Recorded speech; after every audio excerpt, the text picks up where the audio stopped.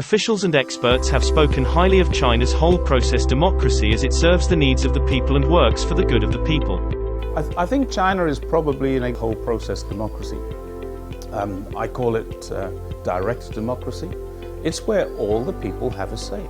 There are votes at the grassroots level, and each village has its vote, each town has its vote, and the people go and vote for the person they want. You have a structure which has been set up over a long period of time and which is always under constant change and transformation, where you have the National People's Congress and you have the CCPC, where people at the grassroots, right, in the villages or in the cities, can influence the people who are being elected to these bodies.